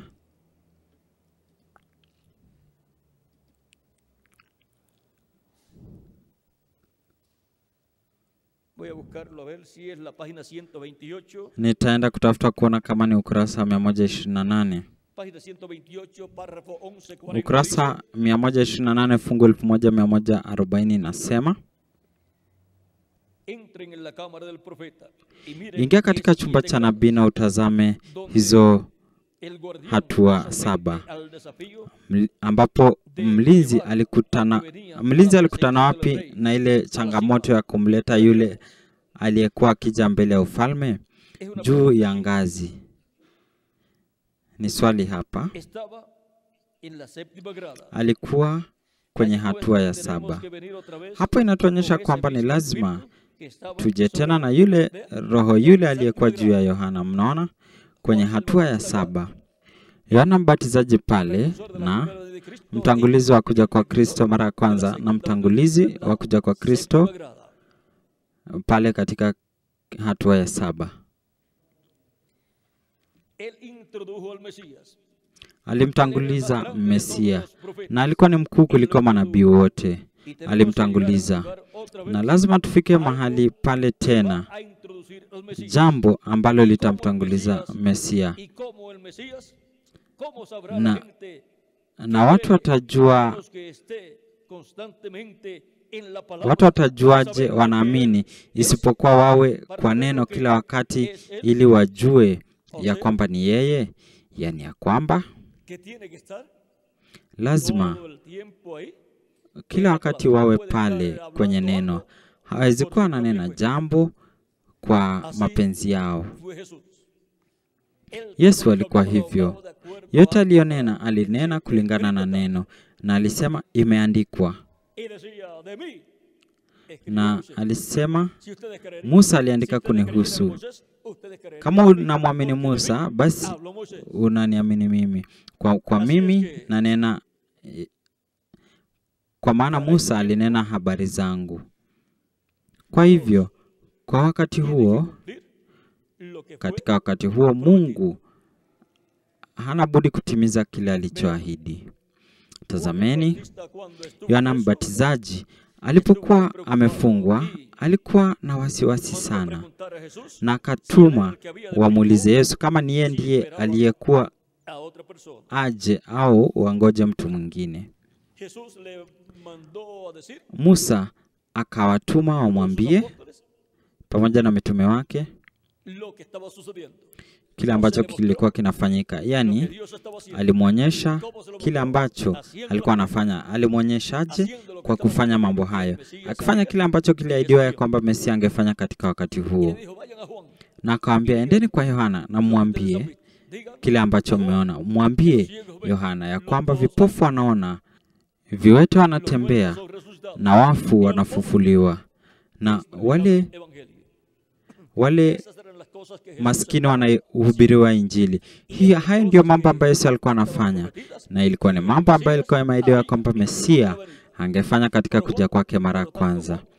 Lakini Yohana, kwa hivyo Yohana akiwa mtangulizi wa kuja kwa Kristo mara ya kwanza, ilifaa ajue mambo ambayo Mesia lazima afanye. Na mtangulizi wa kuja kwa Kristo mara ya pili akiwa mtangulizi wake, lazima ajue mambo ambayo atakuwa anafanya yule ambaye anakuja baada yake. Hivyo basi alionyesha mambo ambayo yangekuja baada yake. Sasa kama Yesu hakuwa Mesia, basi Yohana Mbatizaji habría cometido un grave error. angekuwa amefanya makosa kubwa sana, angekuwa No era el Mesías. Por lo tanto, amemtambulisha Yesu kama Mesia na si Mesia. Hivyo basi hata Yohana porque no hakuwa mtangulizi, kwa kuwa hakuwa amemtanguliza yule ambaye angekuja baada yake, kwa kuwa hakuwa amemtanguliza na ujumbe wake. Ujumbe wa Yohana aliposema, hapa mwanakondoo wa Mungu anayeondoa dhambi za ulimwengu, Yohana kwa ujumbe wake alimtambulisha yule ambaye alikuwa anakuja baada yake, ambaye alisema anakuja baada yangu. Na sasa mchungaji William Branham na ujumbe wake anatambulisha ni nani ambaye anakuja baada yake, na jinsi ambavyo imani ya unyakuzi inapokelewa. Na ni wapi ambapo kuna hiyo imani ya unyakuzi? Watu wengi wanaweza kusema, mimi naamini ujumbe wa ndugu Branham na mimi niko na imani ya kubadilishwa. Imani ya unyakuzi inaletwa na zile ngurumo, na ngurumo ile ambayo inafunua ni muhuri wa 7, na muhuri wa 7 ni kuja kwa Kristo mara ya pili. Jinsi kuja kwa Kristo mara ya kwanza kulikuwa na siri ya Mungu iliyofunuliwa, katika kuja kwake Kristo mara ya pili kuna siri ya Mungu iliyofunuliwa ili kufunikwa na kufunuliwa miongoni mwa kanisa la Bwana Yesu Kristo. Na hivyo siri ya Mungu kukamilika. Na hivyo siri ya Mungu kukamilika. Katika kuja kwa Kristo mara ya kwanza na ya pili, ndiyo siri yote ya Mungu inakamilika, na siri ya Mungu inakamilika katika kuja kwa Kristo mara ya pili. Siri ya Mungu inakamilika. Kwenye ukurasa wa 365 na 366 ya kitabu cha vizazi, mchungaji William Branham anasema kinena kuhusu kumtanguliza wa kuja kwa Kristo mara ya pili, anasema, ingawa hata kwa maarufu lakini atathibitishwa na Mungu, jinsi Yesu alivyomthibitisha Yohana na Roho Mtakatifu alimthibitisha Yesu. Tunaweza kuwa na uhakika ya kwamba mtu huyu atathibitishwa kwanza na Roho, akitenda kazi katika maisha yake katika matendo ya nguvu ambayo hataweza kukanushwa na ambayo hatapatikana popote pengine. Na Yesu mwenyewe atakaporudi atamthibitisha kama alivyofanya na Yohana.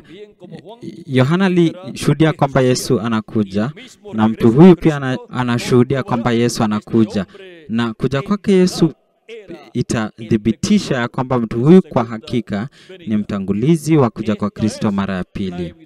Hii ndio ushahidi wa mwisho ya kwamba mtu huyu kwa hakika ndiye nabii wa Malaki 4, kwa kuwa Yesu mwenyewe atatokea katika mwisho wa kizazi cha mataifa.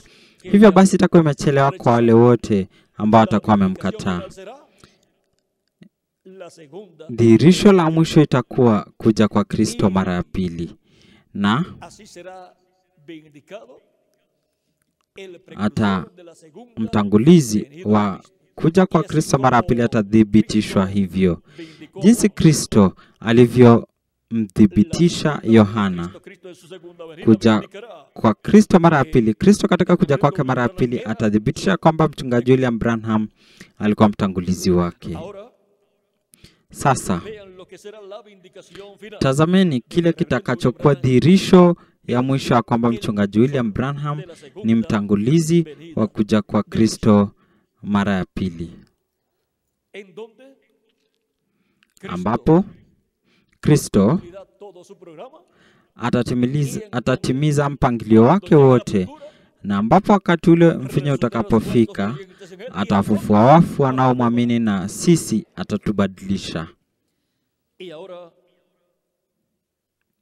Na sasa tumeona siri ya Mungu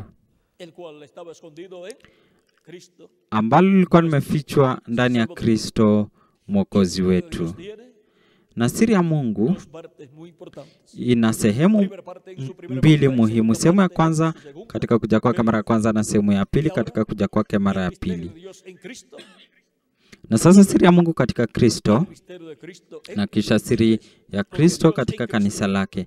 Kwa maana Mungu yu ndani ya Kristo miongoni mwa kanisa lake. Es el misterio que gira alrededor Hii ndiyo siri inayozunguka ama inayohusiana na muhuri wa 7, siri iliyosababisha kimya mbinguni kwa muda kama nusu saa, kwa sababu hakuna aliyejua siri hilo. Lakini ilipofunguliwa hapo, ilikuwa ile siri ikafunguliwa mbele ya kila mtu mbinguni, nayo ikaleta kimya mbinguni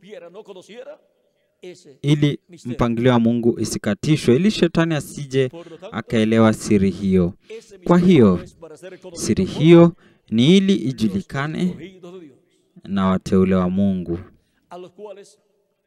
ambao kwa ajili ya wakati wa mwisho imeahidiwa kwamba muhuri wa 7 itafunuliwa kupitia kwa zile ngurumo 7 za ufunuo, na hiyo italeta imani kwa wateule wa Mungu, kwa washirika wa kanisa la Bwana Yesu Kristo, ili itawapa imani ya kubadilishwa na kuchukuliwa pamoja na Kristo kwenye karamu ya jioni ya harusi ya mwanakondoo. Mchungaji William Branham anaita hiyo imani ya unyakuzi, ambayo ni imani ufunuo ya kubadilishwa na kunyakuliwa na kuchukuliwa pamoja na Kristo kwenye karamu ya jioni ya harusi ya mwanakondoo. Na hiyo yote iko ndani ya siri ya Mungu, ili kufunuliwa katika wakati huu wa mwisho. Chini ya siri ya Mungu katika kuja kwa Kristo mara ya kwanza, kulikuwa na ufufuo ya wafu katika Kristo, na pia kulikuwa na unyakuzi, kunyakuliwa kwa watakatifu wa Agano la Kale na ya Yesu Kristo mwokozi wetu. Kwa hiyo kutakuwa na ufufuo wa wafu katika Kristo, kubadilishwa kwetu sisi tulio hai na kunyakuliwa ili kwenda kwenye karamu ya jioni ya harusi ya mwanakondoo.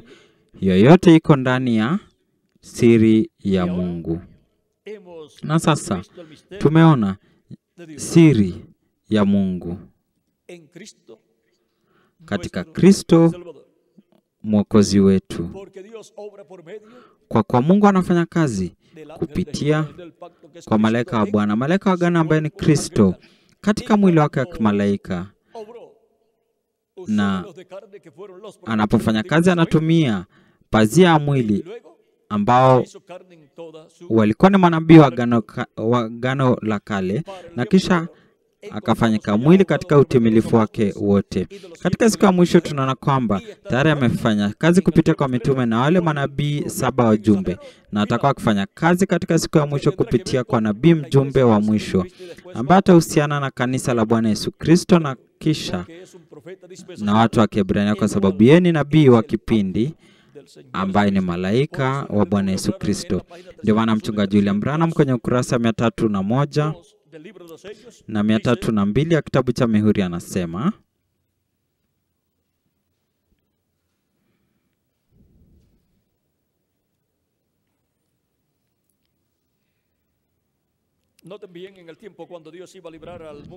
angalia vizuri, wakati ambapo Mungu alikuwa anaenda kukomboa ulimwengu kabla ya gharika, alitumia tai. Alipoamua kukomboa Israeli, yeye pia alituma tai.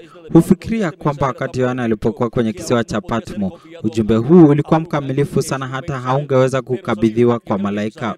Sasa malaika ni mjumbe, lakini hebu tudhibitishe alikuwa ni nabii. Hebu tuangalie Ufunuo 22:9 ili kuona kama hakuwa tai. Alikuwa ni malaika mjumbe, lakini alikuwa nabii ambaye alifunulia Yohana kitabu chote cha Ufunuo. Mimi Yohana ndiye niliyesikia na kuona mambo haya, nami nilipoyasikia na kuyaona, nilianguka chini ili niabudu miguuni pa yule malaika aliyenionyesha mambo haya. Naye malaika akaniambia, angalia, usifanye. Hakuna nabii wa kweli atakayepokea ibada wala mjumbe yeyote,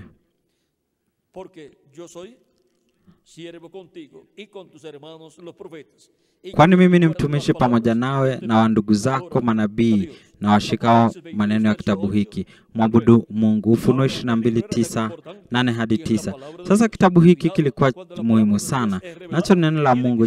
Jihadhari, neno la Mungu linapofunuliwa halina budi kuletwa na nabii, kwa maana ni kwake tu neno la Mungu huja. Na la palabra Kama inajulikana ya kwamba revelada para la iglesia, neno lililofunuliwa kwa kanisa el misterio del séptimo sello, likitangaza siri ya muhuri wa 7 imaidiwa kuja kupitia kwa zile ngurumo 7, basi lazima kuwe na nabii ambaye para que neno hilo linamwendea ili awatangazie watu.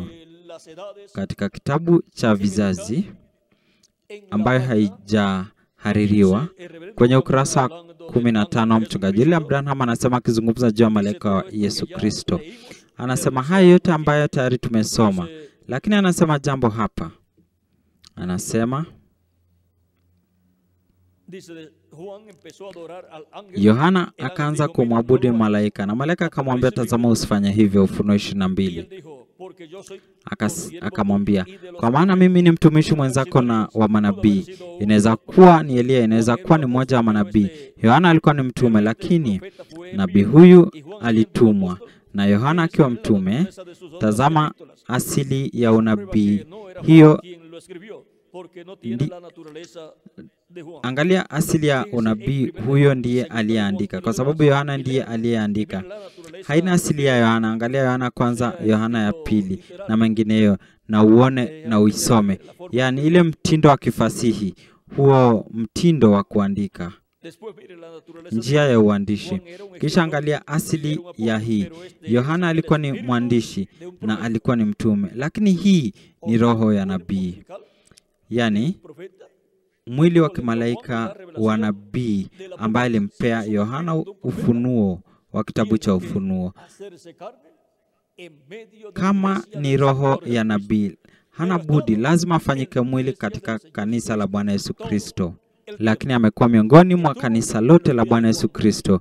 Alikuwa katika siku za Yohana mtume, akileta ufunuo wa kitabu cha Ufunuo, ufunuo wa Kristo na jinsi Kristo angekuwa amefunikwa na kufunuliwa katika kanisa lake kutoka kizazi hadi kizazi, na jinsi angefanya kazi miongoni mwa kanisa lake. Hiyo yote iko katika kitabu cha Ufunuo, katika hizo ishara za ufunuo. Na sasa tumeona ya kwamba huyu malaika wa Yesu Kristo ni nabii, na huyu ni yule wa pekee, hakuja katika mwili wa mwanadamu katika vizazi vilivyopita, lakini lazima aje katika mwili wa mwanadamu, jinsi walivyokuja katika mwili wa mwanadamu zile roho 7 zilizo mbele za kiti cha enzi cha Mungu katika Ufunuo mlango wa 4. Na katika mlango wa 5, katika Ufunuo mlango wa 4 mstari wa 5, mstari wa 4 hadi wa 5 inasema, na viti 24 vikizunguka kile kiti cha enzi, na juu ya vile viti niliona wazee 24 wameketi, wamevikwa mavazi meupe, na juu ya vichwa vyao walikuwa na taji za dhahabu. Na katika kile kiti cha enzi kunatoka umeme na sauti na ngurumo, na taa 7 za moto zilikuwa mbele ya kile kiti cha enzi. Ndizo roho 7 za Mungu. Mungu anafanya malaika wake roho na wahuduma wake miali ya moto. Hizi hapa taa 7 za moto, na hawa si wengine ila malaika 7, wajumbe wa vizazi 7, ambamo Kristo alijidhihirisha kutoka kizazi hadi kizazi. Roho wa Kristo katika wajumbe hawa wa vizazi mbalimbali. Katika Methali, Proverbs mlango wa 20 mstari wa 27 inatuambia jambo pia. Inasema,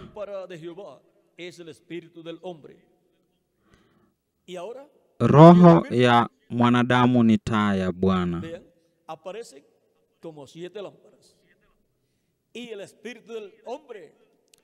Na sasa zile roho 7, unaona, zinaonekana kama taa 7, na roho ya mwanadamu ni mwili wa kiroho. Ikiwa yesi muamini, basi yeye ni roho, mwili wa kiroho wa kiwango cha 5. Aina ile ile ya mwili ambapo kuna wale wasiotii katika siku za Nuhu, ambao Kristo alihubiria alipokuwa pale kuzimuni. Lakini ikiwa ni mwaminio aliyezaliwa mara ya pili, basi ako na mwili wa kimalaika, roho wa kutoka kiwango cha 6. Na roho ya mwanadamu ni taa ya Bwana. Ndio maana inaweza kuonekana kwa njia ya mwali wa moto au kwa njia ya mwili wa kihalisi. Jinsi malaika wa Bwana alivyoonekana. Alionekanaje? Alionekana katika mwali wa moto, katika nguzo ya moto katika Agano la Kale. Lakini pia alionekana katika umbo la mwanadamu, malaika kutoka kiwango cha 6. Na sasa malaika ni roho zinazohudumu. Yeye huwafanya malaika zake kuwa roho na watumishi wake kwa mwali wa moto.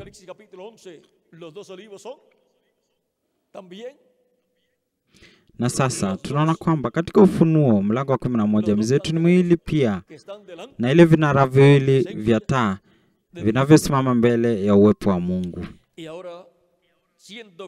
Na sasa kwa kuwa malaika wa Bwana Yesu Kristo aliyempea Yohana ufunuo ni roho ya nabii, roho hii ya nabii lazima idhihirishwe katika mwili wa mwanadamu, jinsi zile roho nyingine za wale malaika 7 zilivyodhihirishwa. Ndio maana wanaonekana katika wingu ambalo lilifanywa na malaika. Wale malaika 7 wajumbe wanatokea na malaika mwingine aliye tofauti na wengine pia. Wanaonekana katika mili ya malaika. Sasa aliye muhimu sana alikuwa ni yule aliyekuwa tofauti na wengine, kwa sababu huyu ndiye aliye na muhuri wa 7. Huyu ndiye aliye na siri ya muhuri wa 7. Huyu ndiye aliye na siri ya Kristo itakayofunuliwa katika siku ya mwisho. Jinsi ndani ya Kristo kuna siri ya Mungu iliyofichwa na kufunuliwa, ndivyo siri ya Kristo katika siku ya mwisho itafichwa na kufunuliwa katika malaika wake mjumbe. Sasa siri hii ni siri ambayo kwa ajili yake kulikuwa na kimya mbinguni. Siri hiyo ni ile ambayo haikujulikana kwa mtu yoyote, hakuna aliyeijua, na ambayo ilisababisha kimya mbinguni. Na sasa siri hii haijafunuliwa kikamilifu pamoja na maelezo yote, ili kwamba isiigwe na kuwe na uigaji kuhusiana na kile ambacho Kristo anayo chini ya muhuri huu, ama anatekeleza chini ya muhuri huu wa 7. Ni lazima tukumbuke kwamba malaika wa Yesu Kristo si Yesu Kristo. Yeye tu ni chombo cha Kristo. Jinsi wale malaika 7 wajumbe wa vizazi 7 walivyokuwa, na jinsi mitume walivyokuwa, wale mitume wa Bwana Yesu Kristo. Ingawa yeye ni mjumbe mkuu, kwa sababu yeye ni mjumbe wa kipindi, lakini yeye si Bwana Yesu Kristo. Ndio maana hakukubali ile ibada ambayo Yohana alitaka kumtolea. Lakini katika huyu nabii mjumbe, Kristo katika Roho Mtakatifu atakuwa amefunikwa na kufunuliwa katika siku ya mwisho, jinsi alivyokuwa amefunikwa na kufunuliwa katika kila mjumbe wa kila wakati, ambaye kupitia kwao yeye aliwaita na kukusanya wateule wa kila kizazi katika mwili wa siri wa Kristo. Na kwa ajili ya siku ya mwisho katika kizazi cha jiwe la pembeni, katika mwili wa siri wa Kristo, Kristo katika Roho Mtakatifu kupitia malaika wake mjumbe atakuwa anawaita na kukusanya wateule wake wa sikukuu wa siku ya mwisho kwa sauti kuu ya baragumu au baragumu ya mwisho. Kwa baragumu hii ya mwisho ataita na kukusanya wateule wa kanisa, na kwa baragumu hii ya 7 ya Ufunuo mlango wa 11 ataita na kukusanya wateule miongoni mwa Waebrania. Kilicho baragumu ya 7 kwa Waebrania, ambayo ni Musa na Elia, el séptimo sello ni para la iglesia muhuri wa del 7 Señor. kwa kanisa la Bwana Yesu Y todo Kristo. esto viene Na hiyo yote y revelado inakuja iko imefunikwa na kufunuliwa humano. katika Y mwili eso wa es el mwanadamu, Espíritu Santo na hiyo viniendo itakuwa ni en Roho carne humana Mtakatifu en el día akija postrero katika mwili wa mwanadamu katika siku ya mwisho, chini ya huduma de Dios ya en Cristo, Mungu a través de Cristo, en vez de la iglesia, katika Kristo na kupita kwa Kristo miongoni manifestándose como Él mwa kanisa, lo prometió. akijidhihirisha jinsi alivyoahidi. Será Sasa Cristo en su iglesia itakuwa ni Kristo katika kanisa lake bajo el misterio de chini Dios para el ya tiempo huduma ya Mungu kwa ajili ya siku ya mwisho, kwa kuwa siri ya Mungu Por lo ni tanto, tiene Kristo. que ser Cristo Hivyo basi lazima iwe ni Kristo manifestado en el tiempo akiwa amedhihirishwa katika siku ya mwisho. de otra manera. Haiwezi kuwa njia yote ingine. Hivyo basi siri ya Mungu 2000 años atrás vino velado y miaka revelado 2000 iliyopita ilikuja ikiwa imefunuliwa, kufunikwa na kufunuliwa katika Kristo Mwokozi wetu katika mwili wa mwanadamu, na siri ya Mungu kwa ajili ya siku ya mwisho itakuja ikidhihirishwa katika Kristo kupitia mwili wa mwanadamu. Ahora, Sasa ya todos seamos transformados y los wakati muertos en Cristo ya resucitados, wote entonces tutakapokuwa veremos a tumebadilishwa na wafu katika Kristo amefufuliwa, tutamwona Kristo katika mwili wake uliotukuzwa, que hay na basi una diferencia. tutaona ya kwamba kuna Que tofauti, uno es el ángel y el otro es ya kwamba mmoja ni malaika na mwingine ni Yesu Kristo. en el sueño que tuvo nuestro hermano Branham. vio Katika a ile ndoto Cristo, ambayo ndugu yetu Branham alikuwa nayo, aliona Yesu Kristo estaba wakati en ese llamado para alipokuwa entrar katika huo mwito wa kuingia a entrar a la herencia. kuingia Vio kwa al lado urithi, de Jesucristo a na aliona upande wa Yesu Kristo el ángel malaika que estaba al lado de Cristo, que tenía aliyekuwa katika upande wa Kristo ambaye alikuwa na donde están escritos los kitabu nombres. ambapo kuna majina yameandikwa. O recibió ese Na ángel ese atapokeaje malaika huyu, au malaika huyu atapokeaje kitabu hicho? Ufunuo mlango wa 10. de mano de Pale anaipokea kutoka kwa mkono wa Kristo, malaika mwenye nguvu, kutoka kwa mkono wa malaika wa agano ambaye ni Roho Mtakatifu, ambaye ni Yesu Kristo. Ufunuo mlango wa 10 ndio kuja kwake Bwana, kuja kwake Kristo, malaika wa Bwana angelical. katika mwili wake wa kimalaika, Título de propiedad ili kukabidhi para que se haga carne hati miliki kwa mwanadamu, ili ifanyike mwili ndani yake hiyo hati la miliki. restauración Na hivyo ndivyo kurejeshwa kwa wana wa Mungu kwa mambo yote ambayo Adamu na Hawa walipoteza itakavyokuja, kwa kuwa hati miliki itarejea kwa jamii ya wanadamu wakati ambapo idadi ya wateule wa Mungu itakapokamilika katika mwili wa siri wa Yesu Kristo. el contenido Na de ese hivyo libro y de esos iliyo sellos ndani ya kitabu hicho na ndani ya mihuri hiyo, en dichos tazameni diferentes sellos, tenemos ile mihuri mbalimbali, misterios que ya se han tunazo cumplido. siri ambazo Pero tayari lo que zimetimia, corresponde al cuarto sello lakini kile kinachoambatana na mhuri wa 4 sello y sexto sello na y sehemu séptimo sello ya mhuri wa 5 na ya 6 na ya pertenece a 7 las 7 edades. Es si ya para vizazi nuestro tiempo. 7, ni ya wakati wetu. Por lo tanto, todo lo que Dios estará Hivyo cumpliendo basi en sus yote ambayo Mungu tiempos atakuwa anatimiliza del katika wakati wetu iko ndani ya mhuri wa 7, na ndani ya mhuri wa 7 la inazunguka última parte del quinto sello, sehemu ya mwisho ya mhuri wa 5, cuarto sello y también el mhuri sexto sello. wa 4 Porque lo na que es mhuri el wa séptimo 6 sello pia, para la iglesia, kwa kuwa kilicho mhuri wa 7 kwa kanisa la séptima trompeta para. ni baragumu ya 7 kwa Waebrania. Y dice el reverendo William Branham, Na mchungaji William Branham la anasema séptima trompeta y el séptimo sello son baragumu ya 7 na mhuri ya 7 ni kuja la kwake venida del Bwana, Señor, la venida del ángel, kuja kwake Bwana, kuja kwake malaika wa la venida agano, del Espíritu Santo, kuja kwake Roho Mtakatifu pueblo en el día postrero. akija kwa watu wake katika siku ya mwisho. Ahora, Sasa el misterio es más grande de lo que nosotros siri ni kuu imaginamos, kuliko porque es jinsi el tunavyoweza misterio kuwazia, kwa kuwa ni siri ya Mungu de Cristo, katika Kristo na en medio de kupitia la kwa iglesia Yesu del Señor Kristo Cristo, miongoni mwa kanisa la Bwana Yesu Kristo, y revelándose akijifunika na kujifunua kupitia kwa mwili wa mwanadamu katika siku ya mwisho. Na Bwana hatafanya lolote ila kwanza kufunulia siri zake kwa watumishi wake manabii. Bueno, ha sido para mí una bendición grande estar con ustedes en esta Vyema, ocasión, dando kwangu imekuwa ni baraka kuu kwa pamoja nanyi katika wakati huu ni kuwashuhudia kuhusu siri ya Mungu. Dejamos el nuevo cuerpo.